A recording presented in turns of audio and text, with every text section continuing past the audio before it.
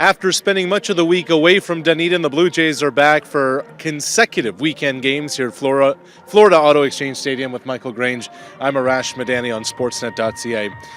Michael, we spent so much time talking about the new players on this Blue Jay team that have come in, traded, signed. Melky Cabrera is a guy who has been under the radar. You wrote about him this week. What struck you the most about this guy? Well, I think what's interesting is how he struck his teammates in a way, and that's what I was wondering. Is obviously he's coming off an incredible year. He had 346. The year before, he led the American League, or had 201 hits in the American League. So he's had two fantastic seasons, a little bit of an outlier compared to his whole career. And so you're wondering, obviously, with the drug suspension, really, what is this guy going to bring to the table? And his teammates have observed, watched him go about his business, and they see a professional hitter. And, they make the point, sure, he might have had some help. He admits he had some help.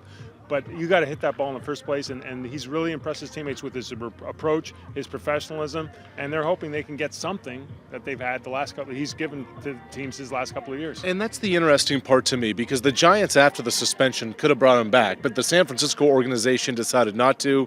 Ultimately paid off. They win their second World Series in 3 years. You saw him interacting with Jose Bautista quite a bit. What's he been like in that clubhouse? He's a quiet guy. His Spanish is obviously his first language, probably his second language too. Spanglish might be his third language. And he sticks to that group.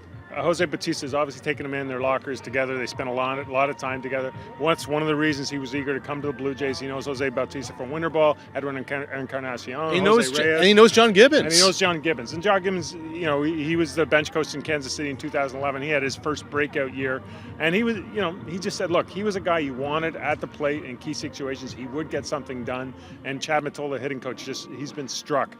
He comes in, he has a very specific routine, he takes care of his details, and he says that's as important as anything he may or may not have done that delivered exceptional Major League performance. Yeah, it's been real interesting throughout the spring training just how under the radar Cabrera has been. By the way, a couple of injury notes for the Blue Jays. Casey Jansen continues his rehab. He will throw off a mound in a side session today. Meanwhile, Sergio Santos with the tricep issue hopes to throw Wednesday in Bradenton. For Michael Grange, Arash Madani here in Dunedin on Sportsnet.ca.